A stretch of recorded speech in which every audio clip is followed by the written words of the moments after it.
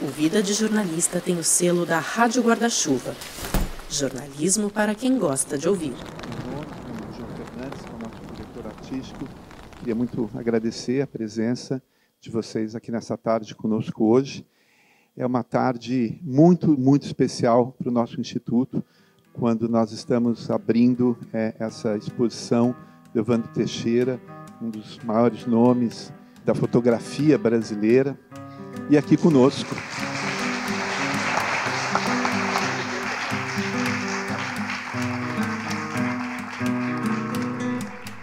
Dorit Arazin, segurando algumas folhas de papel com uma das mãos e conduzindo gentilmente o fotógrafo Evandro Teixeira com a outra, estava num palco escuro diante de uma plateia que esperava ouvir algumas palavras dela e do próprio Evandro. No início ela não disse nada.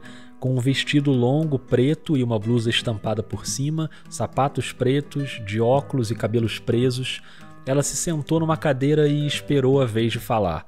Enquanto o diretor Marcelo Araújo e o curador Sérgio Burg faziam a introdução, Dorit abriu pacientemente um copinho de água em cima da mesa, posicionou os papéis ao lado do copo e durante 12 minutos ouviu atentamente, sorriu, tossiu baixinho 12 vezes, deu 4 goles na água, cruzou as pernas, balançou um pouco o pé direito, agradeceu os aplausos quando foi apresentada e, enfim, pegou o microfone.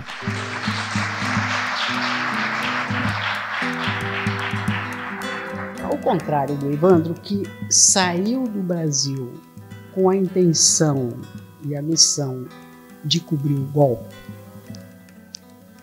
eu cheguei lá de paraquedas, por acaso. Os homens ao lado dela no palco sabiam, como também sabiam as pessoas na plateia, que aquela não era uma ocasião qualquer.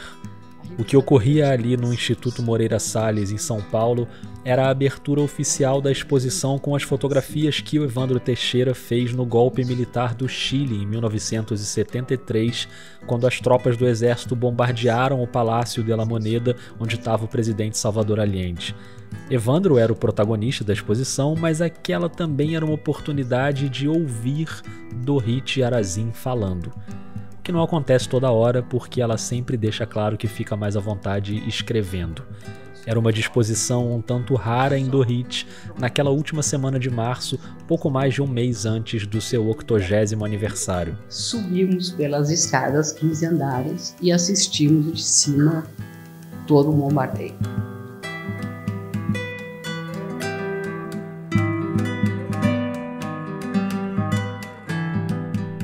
Eu sou o Rodrigo Alves, a música que você está ouvindo é do Gabriel Falcão e essa é a nova temporada do Vida de Jornalista.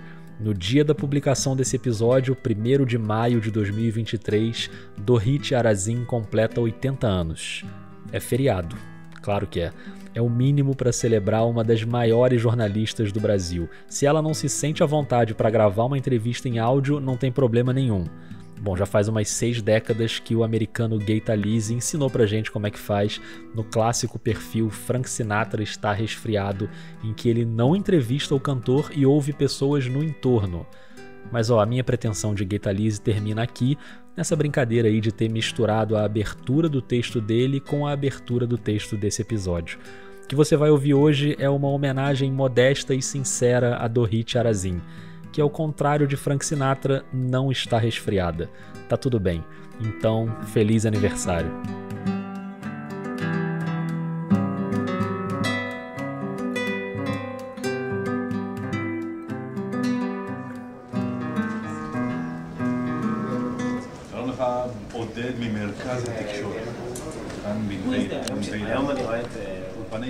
Esse som que você está ouvindo foi gravado há mais de 10 anos, em agosto de 2012, no Centro de Imprensa da Olimpíada de Londres.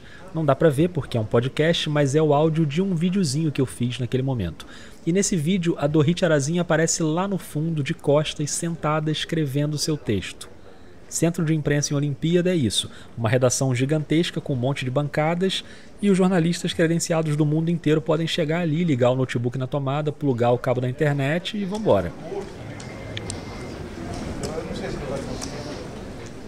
Foi ali que eu conheci pessoalmente a Dorit, que estava trabalhando para o jornal O Globo, onde até hoje ela é colunista. E foi ali que eu tive a ideia de fazer o Vida de Jornalista. Não em formato de podcast, porque em 2012 eu nem ouvia podcast, mas vendo a Dorit escrever ali de pertinho, me deu vontade de documentar de alguma forma os métodos, os bastidores da produção jornalística. Eu já contei essa história aqui no Vida e agora eu fiquei tentando lembrar de novo desse momento, mas como a minha memória às vezes me trai, né, eu fui checar com alguém que tem a memória um pouquinho melhor que a minha. A Gabriele Lomba, minha grande amiga, que estava comigo lá em Londres. Eu, ela e a Daniele Rocha estávamos credenciados pelo Globoesporte.com, hoje chamado de GE, para fazer a cobertura daquela Olimpíada. E aí? Rodrigo Alves? E aí, Gabriele? Melhor botar o fone, né? Melhor. Pô, eu tava pensando, a gente podia ter combinado de fazer isso pessoalmente, né? Tipo, se encontrar, tomar um café e gravar esse negócio. Poderia, né? Poderia. Fica esse compromisso aí. Deixa eu desligar o ventilador aqui, é melhor também, né? Pronto, ventilador desligado, áudio ajeitado, e eu pedi para a Gabi me ajudar a lembrar do momento exato em que a gente encontrou a Dorit pela primeira vez no centro de imprensa. A Gabi, na verdade, já tinha encontrado ela num restaurante alguns dias antes. O Centro Olímpico ali era do lado de um shopping, né? Então o shopping era a base nossa. E aí naquela de, vamos jantar, o pessoal do Globo tá ali e tal, fui... E aí Dorit tava nesse jantar. Eu e Gabi já éramos muito admiradores e eu lembro que na hora ela me mandou uma mensagem no celular. No BlackBerry na época, né? Era um BlackBerry que a gente usava. Falando, Dorit está entre nós, não sei o quê. Totalmente... Muito bom. Totalmente fascinada ali por aquele momento. E aí é engraçado que eu fiquei... Alguns dias depois teve o encontro no centro de imprensa, mas é engraçado porque eu não me lembro desse momento específico. Eu lembro. Então me conta, por favor. Eu já conhecia ela, né, por conta desse jantar maravilhoso, uns dias antes. E eu lembro que ela pediu ajuda para alguma coisa do computador, de que você tinha que acessar, tipo um totem que tinha, lembra? Com MyInfo. Sim. Um negócio de acesso, cartucho. Não lembro exatamente o que era. E aí nessa ela se aproximou da gente. Foi aí que a Dani apresentou, né? Vocês se conheceram ali. Eu apaguei essa cena da minha cabeça. Eu não lembro dessa cena, assim. Agora você falando, me veio uma memória meio borrada. Mas e aí a cena que eu vou lembrar muito bem é a cena final do último dia, que é aquilo. Cerimônia de abertura é uma guerra para conseguir um ingresso para ir, né? Cerimônia de encerramento tem ingresso sobrando para todo mundo. Você foi na abertura? Não fui na abertura. E aí quando chegou no encerramento... Principalmente quem não tinha ido na abertura tava louco pra ir no encerramento. E eu, como sou uma pessoa antissocial, eu não quis ir. Eu falei, não vou. E olha isso, eu tô em Londres, na cerimônia de encerramento da Olimpíada. Eu simplesmente não quis ir. E a gente ficou tentando te convencer aí, eu lembro disso. Você, cabeça dura, falou que não ia. Isso, e a Dorit tava ali. E eu lembro que a Dorit ficou meio surpresa. Mas como assim esse cara não quer ir pra cerimônia de encerramento da Olimpíada, né? Aí eu lembro no momento em que vocês perceberam que eu realmente não ia, que eu ia ficar ali, ela me deu a caixa de chocolates que estavam com ela, que ela tava comendo umas trufas. E ela falou, então tá bom, se você não vai, pelo menos fica com chocolate. E ali essa cena eu lembro muito bem. E aí eu lembro de vocês indo embora, eu deixei a caixinha de chocolate do lado. Eu até te mandei a foto dessa caixa de chocolate, porque eu fiz uma foto da caixa de trufas. E aí entra a outra parte de eu ser uma pessoa esquisita, que é o fato de eu não comer chocolate. Você só come chocolate branco de 2 determinadas marcas. Não, as marcas eu até tô mais flexível, mas eu não como chocolate. E aí eu falei, caramba, mas é o chocolate da Dorit, né? E aí eu comi uma trufa, um chocolatinho ali, porque era da Dorit, né? Vai que a gente pega alguma coisa ali de talento da Dorit.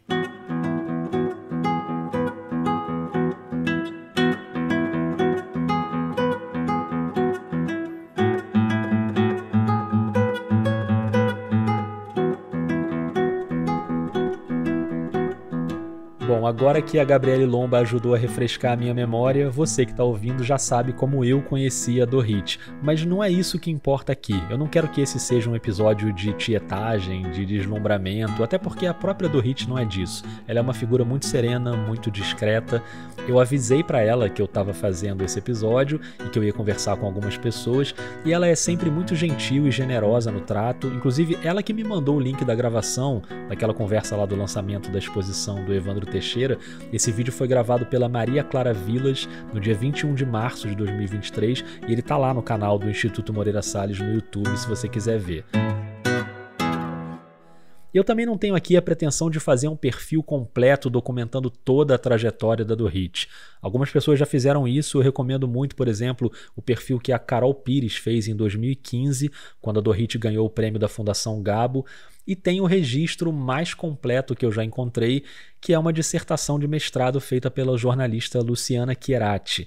Tanto do ponto de vista biográfico, tem bastante informação, e a gente já vai passar por alguns desses pontos, mas também do ponto de vista da obra. Tem ali boa parte da produção em texto da Dorit, com reportagens na íntegra, um trabalho impecável da Luciana.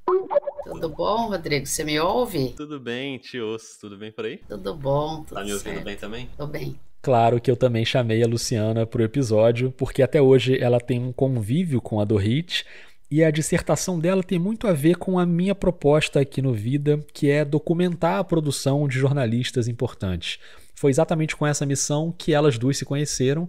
Primeiro, a ideia do mestrado era analisar 6 documentários com participações de jornalistas, e como a Dorit era uma dessas documentaristas, a Luciana precisava ter acesso aos filmes. E aí eu não sei, não me lembro como é que eu achei o e-mail da Dorit, mandei para ela um e-mail em junho de 2015, dizendo da proposta, que eu precisava dos vídeos, se ela teria algum para pelo menos os filmes que ela tinha feito, porque 2... Ela participou de 2, e aí a gente começou a se falar. Só que o rumo desse trabalho mudou muito rápido. E em setembro, eu voltei a falar com ela, porque a gente tinha decidido que não ia mais analisar as 6 histórias brasileiras, e sim a obra dela. O resultado é uma pesquisa impressionante, com uma lista enumerando 350 textos da Dorit que a Luciana conseguiu identificar, e 50 desses textos são reproduzidos na íntegra. É engraçado quando ela olha e falava, nossa, eu não me lembrava que eu escrevi isso daqui,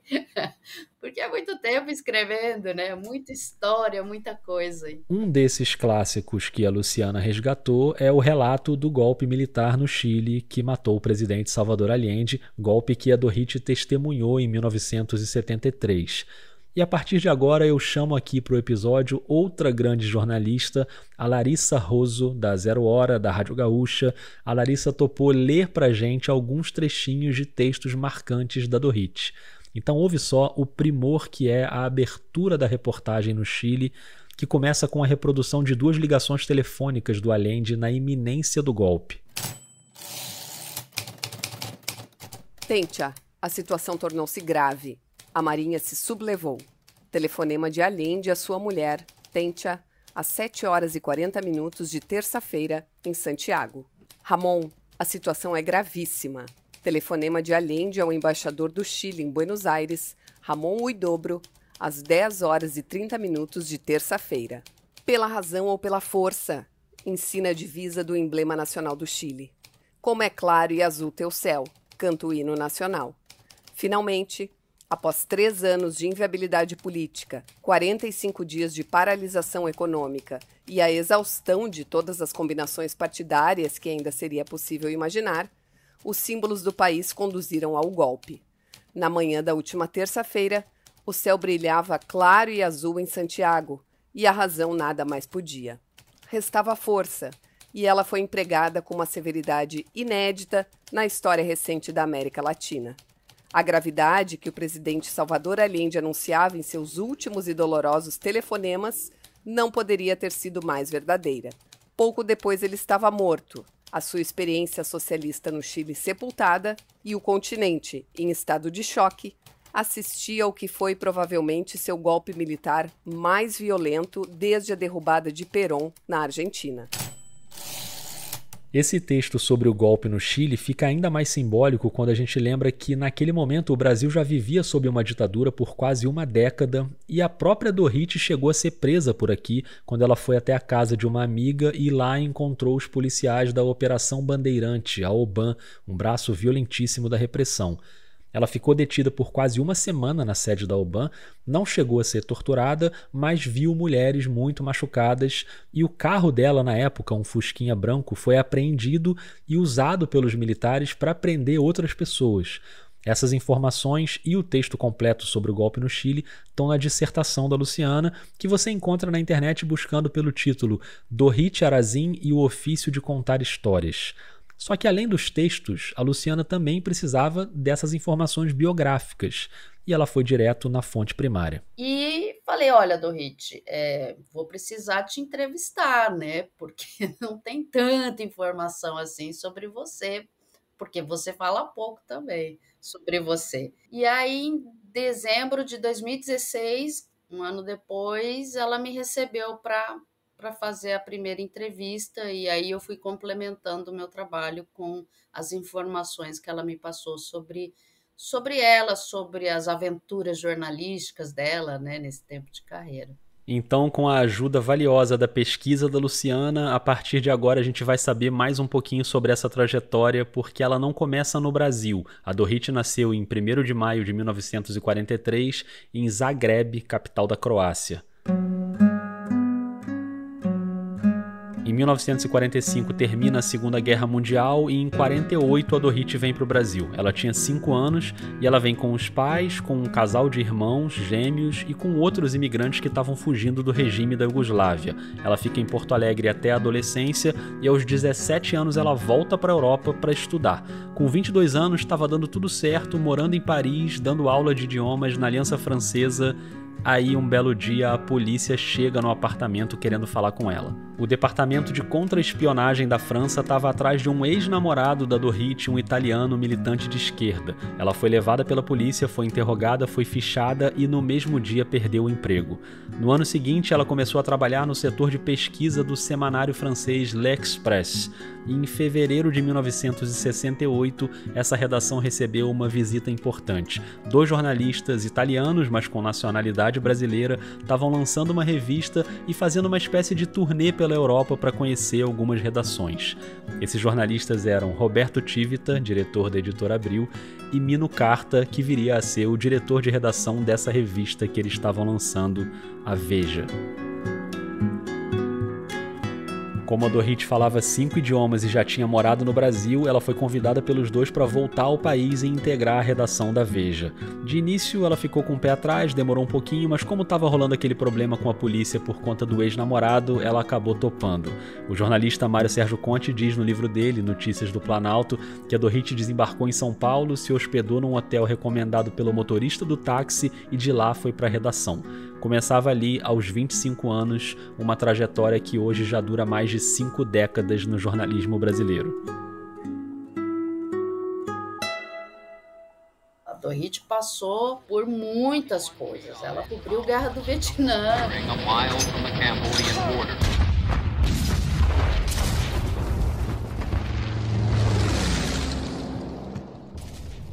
Quando a Luciana falou isso, eu lembrei de quando eu fui gravar o episódio do Vida na casa do José Hamilton Ribeiro, que também cobriu a Guerra do Vietnã. Ô, Rodrigo! Olá, Cé. Finalmente, hein? Tudo bom? Conseguimos, né? Finalmente!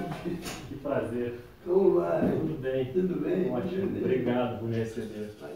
E eu tava ali na sala dele, claro que a gente fica meio assim, né? É uma testemunha da história que tá ali. Eu imagino que tenha sido parecido com a Luciana quando foi ao escritório da Dorit, que também é uma testemunha da história. Ela viu muita coisa, então a gente sempre fica apreensivo, né, em falar com ela, mas ela te deixa muito à vontade, oferece um cafezinho, vamos tomar um café, primeira coisa. E eu pedi para gravar, né? Me comprometi que eu iria cuidar bem dessa gravação, porque eu acho que são poucas as gravações com ela, né, que se tem. E ela até pediu para que eu não colocasse entre aspas o que ela iria me falar, porque ela acha que a linguagem, né, falada ali nunca se fala com as palavras mais adequadas, então eu podia reproduzir o discurso dela, mas não ali exatamente como ela tinha falado. Essa ida para o Camboja para cobrir a Guerra do Vietnã, a Guerra da Indochina, né, foi quando a Dorit tinha 2 anos de Veja, já tinha passado de redatora para editora assistente e como ela falava um francês fluente, foi escolhida para ir cobrir a guerra.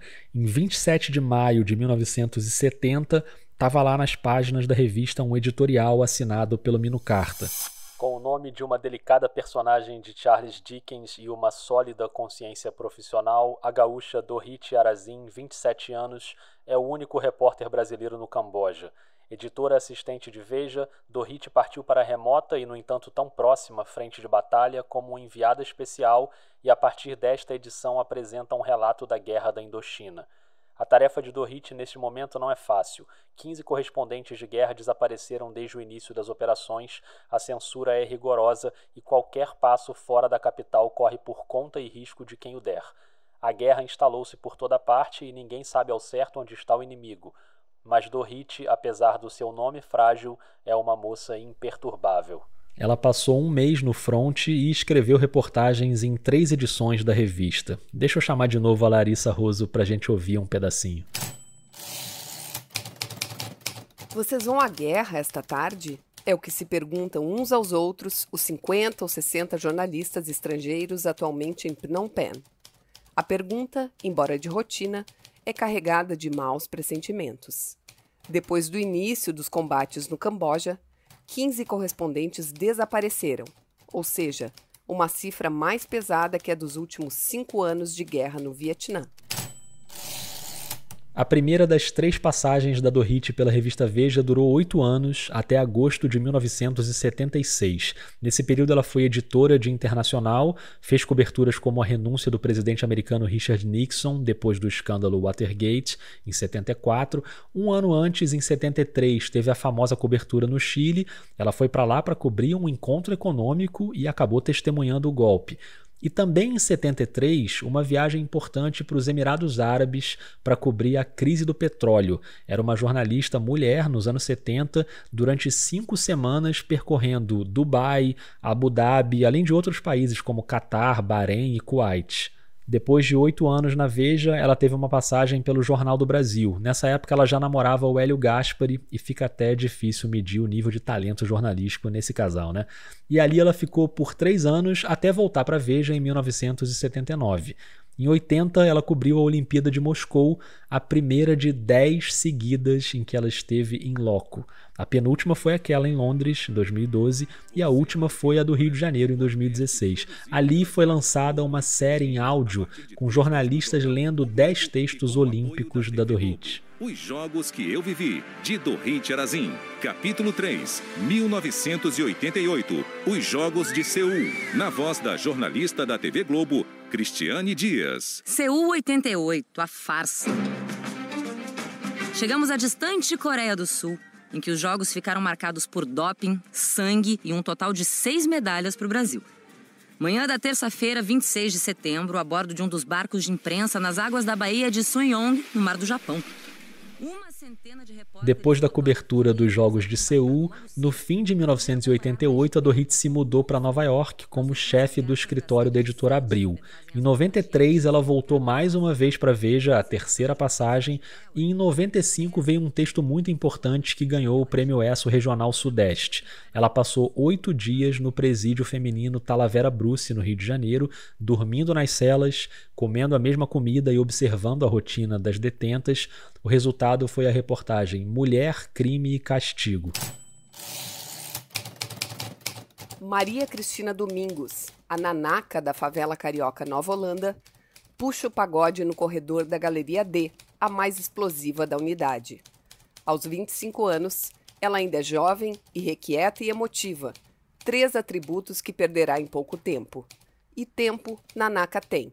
Foi condenada a 4 anos de prisão no Talavera Bruce, o TB, por tráfico de drogas. Abre aspas. Quando cheguei ao distrito policial, as colegas começaram a cantar esse hino para mim. Foi de arrepiar. É uma canção para disfarçar o medo de quem vai preso e para quem ainda tem esperança de não pegar Bangu.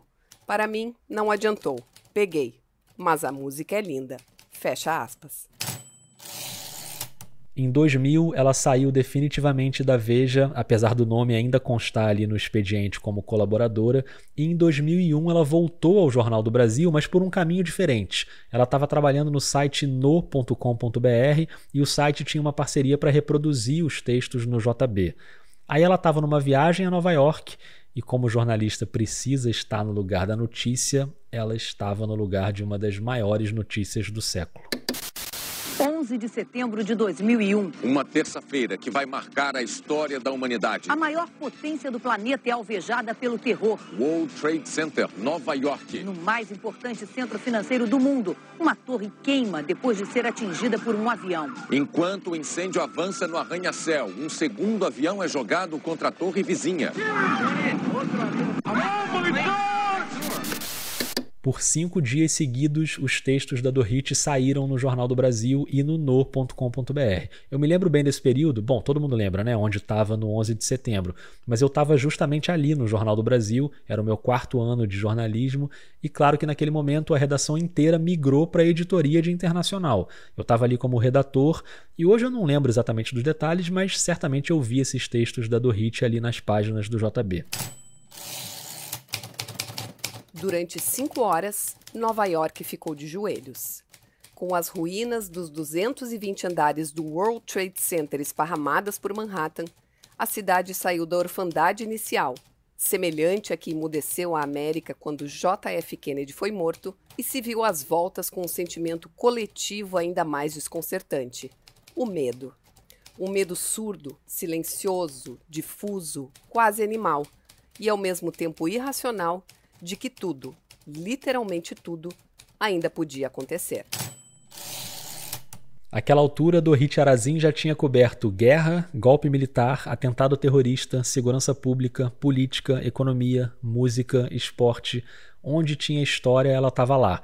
E sempre com um texto impecável que passeava por vários estilos, criando um estilo muito particular que a Luciana Chierati estudou a fundo no mestrado. Ela navega ali por todos os mares. O texto dela é o que é. É a Dorit querendo contar a história, querendo representar, contar a história do outro, da pessoa, seja ela um cantor famoso, um Rolling Stone, como ela fez, ou Michael Jordan, que ela é super fã dele, ela conversou e fez um perfil sobre ele, até a Dona Pureza, que é uma senhora que buscava o filho, né? Aos 54 anos de idade e sem nenhuma escolaridade até os 40, quando aprendeu o alfabeto e a escrever, Dona Pureza entrou sem querer no circuito das ONGs internacionais. Até então, sua vida era movida à fé, uma fé turrona que a fez sair de casa em busca do filho perdido, o caçula Abel. Ele saíra de casa aos 18 anos, em 1993, para procurar trabalho e sumira em algum garimpo, fazenda ou carvoaria do imenso norte do Brasil. Parecia ser uma sina. Ataíde, um irmão de Dona Pureza, já tinha sumido assim. Outros 2 primos também. Pelas contas da Comissão Nacional Pastoral da Terra, cerca de 26 mil brasileiros se esfolam em condições análogas ao trabalho escravo e, como dizia Darcy Ribeiro, dali só saem pela porta da morte ou da fuga. Trabalham sob vigilância armada, a léguas de qualquer contato com o mundo, e do salário prometido não vem a cor. Só quando a gente botar o bofe para fora ou quando o urubu tossir, dizem. Dona Pureza não esperou para ver. Viúva e mãe de 5 filhos, abandonou a roça e a olaria de que cuidava havia 12 anos e pôs o pé na estrada. Jesus a guiaria até o filho perdido. Deus e o diabo na terra do sol. Ela quer contar essas histórias e aí ela conta do jeito dela.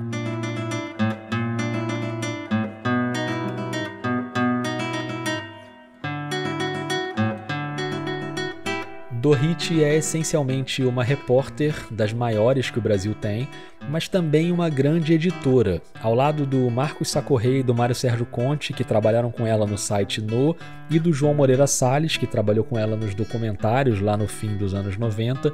Dorit foi uma das fundadoras da revista Piauí em 2006, como editora.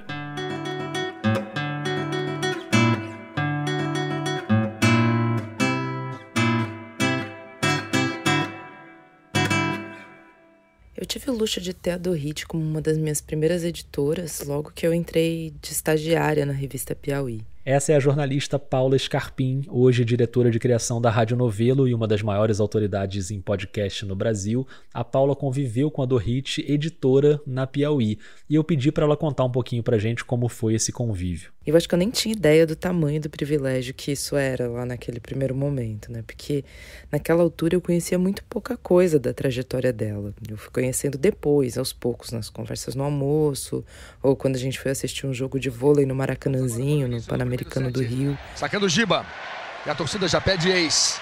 Vamos para o primeiro saque do primeiro set, a torcida já pede ex. Giba sacando viagem, ex! Ex!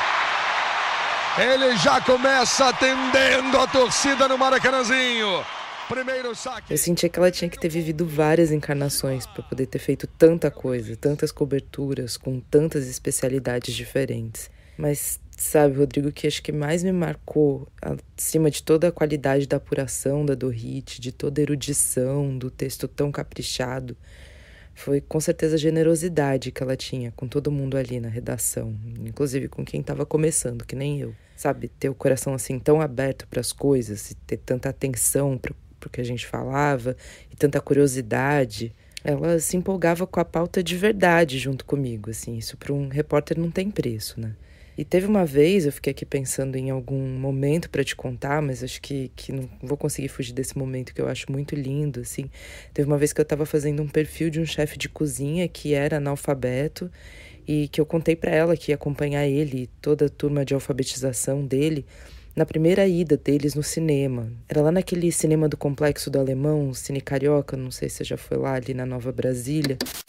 Foi inaugurado hoje o primeiro cinema do Conjunto de Favelas do Alemão. A estreia, um filme em 3D, mexeu com a fantasia das crianças. Agora Caroline tem um cinema na porta de casa. Olha, eu quero assistir todos os filmes que passarem. Dezenas de crianças da Nova Brasília. O cinema tinha acabado de abrir, eles moravam lá e a professora organizou uma ida. Eles iam até assistir aquele filme Rio, a animação. A Dorit estava tão envolvida na pauta que eu estava fazendo que ela me pediu para ir junto com eles no cinema, junto comigo. E aí eu lembro que o Antônio, quando a gente chegou lá, o Antônio era o chefe de cozinha, ele me perguntou se a Dorit era minha mãe. E aí eu fiquei pensando que, de alguma forma, acho que ela é, sim, minha mãe no jornalismo.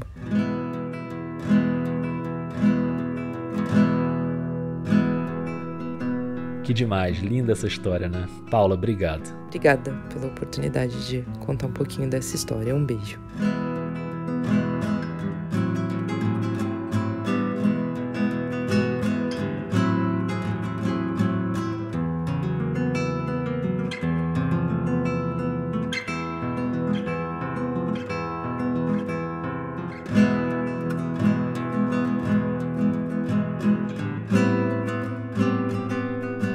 Dorit ficou na Piauí até 2012, mas já escrevia também para o jornal O Globo, por onde cobriu 4 Olimpíadas e onde até hoje é colunista. Essa trajetória rendeu prêmios pelo conjunto da obra, como o Gabriel Garcia Marques em 2015 e em 2017 o Maria Morse Cabot, da Escola de Jornalismo da Universidade de Colômbia.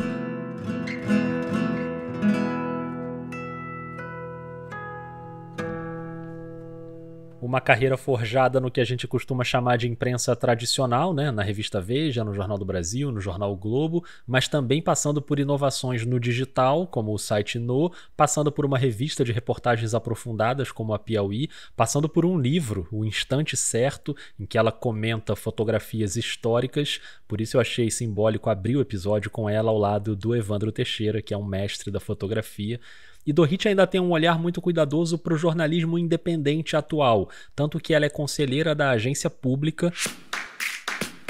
Ouve só esse trechinho de um depoimento dela no aniversário de 10 anos da Pública. Depoimentos da Dorit são raros, então a gente para ouvir. Isso é para ser um ruidoso aplauso de aniversário para a agência pública. Eu acompanho como um mini guia de jornalismo para o século XXI. Soa meio grandioso, não é? Mas é exatamente isso que eu penso.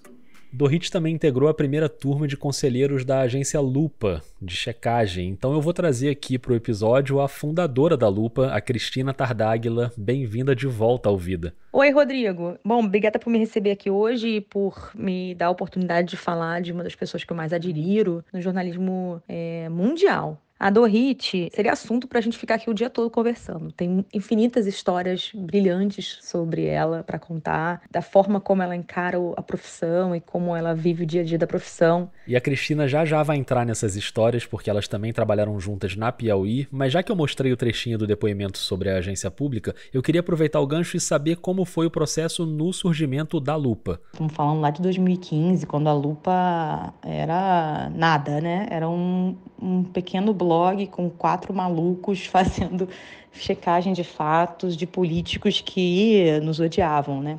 A força da Dorit em apoiar o empreendedorismo feminino, isso foi muito importante para mim, né? Eu lembro dela dizendo da importância que seria uma mulher peitar, né, ao poder e numa organização completamente nova. E essas falas da Dorit vinham, claro, no que ela faz de melhor, o texto, ainda que um texto de um e-mail. Ela sempre fala muito assim por e-mail, os e-mails são muito curtos e muito divertidos, né? Muito educados também. E ela falava isso de uma forma muito, muito gentil, muito motivadora. E as ideias de cobertura da Dorit, me ajudando a encontrar o rumo da Lupa, acho que a gente executou todas. Ela sempre foi muito afinada com o que há mais de moderno, né, no jornalismo. Então, ela estava sempre com essa preocupação, né, de empoderar mulheres, para que mulheres tivessem seus espaços de mando, de gerência, e também com ideias de pauta que eram perfeitamente encaixáveis num modelo todo novo de jornalismo que chegava ao Brasil. Então, é o pacote completo. A Dorit é pacote completo.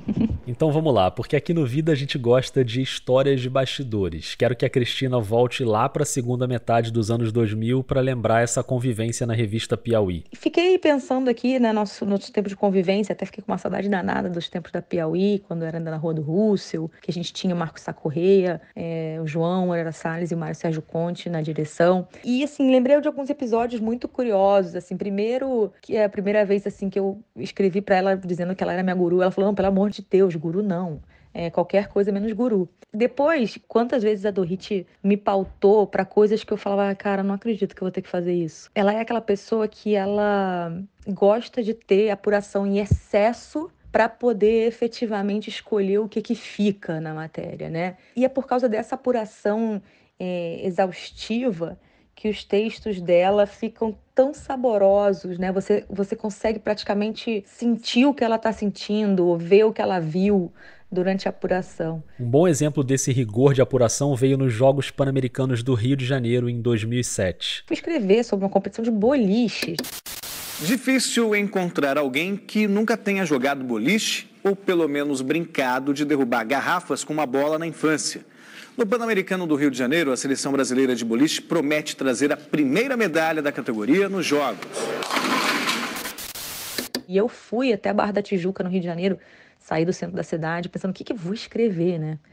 E aí fiquei tentando imaginar que não podia ser factual, porque a Piauí tem o seu tempo, né? E aí voltei achando que eu estava arrasando, que eu tinha entendido tudo sobre os sapatos, tinha entendido tudo sobre as diferentes bolas e tal. E aí ela começou a fazer tantas perguntas sobre as regras do boliche. Eu falei, meu Deus, eu não vi o básico, né? E eu falei, mas a gente vai botar isso no texto? Não, só queria entender, né? Então, assim, ela é uma curiosa nata, o que é uma coisa que eu admiro muito, né? É uma pessoa que não se satisfaz só com aquilo que cabe no espaço da página, né? Ela aproveita cada oportunidade de apuração dela e dos outros para aprender, para se alimentar. É uma busca intransigente pela informação, né, que ela carrega da experiência como repórter e mantém no ofício como editora. Bom, Dorit foi essencial ali na construção do meu jornalismo. Eu trabalhei com ela, acho que foram 6 anos, da Piauí Zero até o meados de 2011. E ela é aquela paz na redação, né? Aquela pessoa que você ela fala, tá certo, concordo. E assim, é uma coisa tão tranquila dentro do jornalismo que chega a ser divertido. É curioso ver essas percepções sobre o temperamento ao longo do tempo, né? Aqui a gente está falando de 2006 a 2012 na Piauí, mas a dissertação da Luciana Chiarati registra 2 momentos que eu queria mostrar aqui. Um, quando a Dorit sai da Veja e vai ser chefe da editora Abril em Nova York, lembra? Tem um trechinho do livro do Mário Sérgio Conte que diz assim: de temperamento didático e disciplinador, ensinou dezenas de repórteres a não se satisfazerem com nada menos que o excelente, o melhor. E o outro relato é do jornalista Ricardo Setti, que a Luciana entrevistou. Ele trabalhou com a Dorit durante muito tempo e contou que na primeira saída dela da Veja, lá atrás, indo para o Jornal do Brasil, o sentimento na redação foi meio misturado. A saída da Dorit da Veja foi considerada por todo mundo uma grande perda pela jornalista notável, perfeccionista e workaholic que ela era na ocasião e acredito que continue sendo hoje, mas eventualmente por algumas características pessoais, por ser uma pessoa franca e sem dúvida por seu altíssimo grau de exigência profissional, a Dorit não era estimada propriamente por toda a redação. Uma parte das pessoas gostava muito dela, a outra parte, talvez a maioria, a admirava, mas a temia. No caso da Internacional, da qual ela era editora, a saída provocou mixed feelings. Todo mundo sabia que deixava o campo uma extraordinária jornalista, por outro lado, contudo, havia certo desgaste no relacionamento dela com a equipe. Um relacionamento que tinha o rigor jornalístico dentro da redação, mas fora dela tinha uma doçura que a Cristina Tardáguila lembra muito bem. A última vez que a gente se viu, eu acho que foi um evento na casa dela, em que fomos todas mulheres da Piauí, e foi muito divertido, assim, estar com ela fora de uma redação, né, entender como é que se dá ali a coisa e o que a gente faz como é que a gente esquenta a torta, a gente põe aonde. Então tem esse lado também muito, muito mãezona e muito querendo receber. Então é uma pessoa também que tem esse lado não social de badalação, mas uma badalação caseira. Foi muito, muito, muito interessante. E você que está ouvindo, você lembra lá no começo do episódio, quando eu conversei com a Gabriele Lomba, que o meu primeiro contato com a Dorit teve a ver com tecnologia e internet, quando ela pediu uma ajuda lá no centro de imprensa em Londres? Pois é, a Cristina também já passou por esse lugar do suporte digital, vamos dizer assim. Logo que eu cheguei na Piauí, eu era assim uma pessoa tida como alguém que entendia muito de internet, né? Entrei para ser responsável pelo site da Piauí, a primeira versão, e a direção, assim, era muito crua, né? De como é que se dá o funcionamento da internet, como é que se cria uma página e tal. Marcos Sacorrêa e Dorit sabiam um pouco. Então eu sempre ocupei esse posto, assim, de alguém que entendia do universo digital. Até que passaram-se muitos anos, né? E a Dorit me manda uma mensagem, um e-mail, até consegui recuperar aqui, perguntando como é que fazia para atualizar uma página na Wikipédia. E aí a gente trocou alguns e-mails. Que página é essa? Ela é o meu perfil. Ela estava chateada porque o perfil que tinha dela na Wikipédia, primeiro que não estava completo, né? Tinha algumas obras que ela adora, eu não vou saber de cabeça agora quais, que não apareciam. E aquilo incomodou ela, assim. Ela falava, mas isso factualmente não está bacana. Então, assim, se alguém parou para fazer um perfil dela, é melhor que fosse verdadeiro. E aí a gente ficou pensando, como é que a gente vai fazer isso, né? E aí acabou rendendo uma imersão minha no universo da construção da Wikipédia, né? E aí entrevistei um monte de gente, um monte de editores e tal. No frigir dos ovos, obviamente nunca atualizamos o perfil da Dorit. Eu nem sei se hoje em dia ele está correto ou não. Eu entrei lá para ver, tem algumas informações, mas nem se compara com a riqueza de detalhes da dissertação da Luciana, por exemplo, ou com os relatos que a gente ouviu aqui da Paula Scarpim, da Cristina Tardáguila. Como eu disse lá no início, eu não tinha a pretensão de fazer um perfil completo, passando por todos os detalhes da carreira, mas espero que esse episódio tenha servido para que você, ouvinte, tenha uma ideia melhor do tamanho e da importância de uma mulher que não é muito afeita aos holofotes, mas sem alarde construiu uma trajetória linda no jornalismo brasileiro. Ela é uma das pessoas mais cultas que eu conheço, uma das melhores repórteres, editoras que eu já vi. Excelente pauteira, assim, uma coisa impressionante, pautas incríveis que vão do judiciário ao esporte, passando pelas relações internacionais, pela fotografia. Então a Dorit é multifacetada. Eu gosto de dizer assim, que a Dorit ela é uma estrela que não precisa brilhar, não pede palco, não pede aplauso, não pede purpurina, o que no jornalismo está muito em escassez, né? Tá muito em escassez, muito. Obrigado, Cristina. É isso, acho que tem muitas outras coisas que eu poderia contar, mas um beijo grande para você e para todo mundo aí. Obrigada.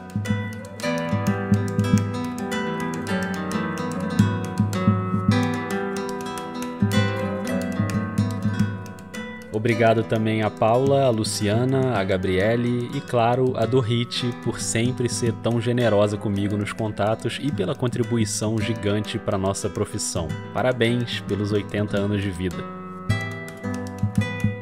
Eu sou o Rodrigo Alves e esse é o Vida de Jornalista. Essa vai ser uma temporada de perfis de nomes importantes do jornalismo com episódios quinzenais. A trilha sonora original que você está ouvindo é composta pelo Gabriel Falcão e nesse episódio as leituras dos textos da Dorit foram feitas pela Larissa Roso, a quem eu também agradeço demais. Obrigado, Larissa.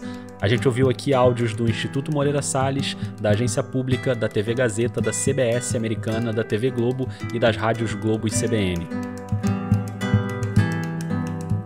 Já que a gente falou bastante de reportagem hoje, eu quero deixar o convite para você escutar as investigações jornalísticas profundas do Tomás Chiaverini em Rádio Escafandro, que está junto com o Vida na Rádio Guarda-Chuva, uma rede de podcasts jornalísticos com um monte de conteúdo relevante para você ouvir. Tomás publicou recentemente um episódio duplo sobre a Shindo Renei, uma organização nacionalista japonesa no interior de São Paulo que promoveu atentados terroristas e assassinatos ao fim da Segunda Guerra Mundial. Uma história imperdível, vai lá e dá um play. Você sabe que o Vida de Jornalista é um podcast financiado pelos ouvintes, né? Eu cuido de todas as etapas de produção e é esse financiamento que torna possível a realização dessa temporada. Então, obrigado demais às apoiadoras e aos apoiadores. E se você gosta e acredita nesse projeto, dá uma olhada nos planos mensais de apoio. É só buscar pelo nome do podcast na Orelo, no Catarse ou no PicPay.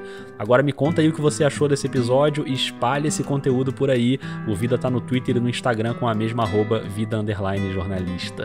Um beijo, um abraço e até o próximo episódio.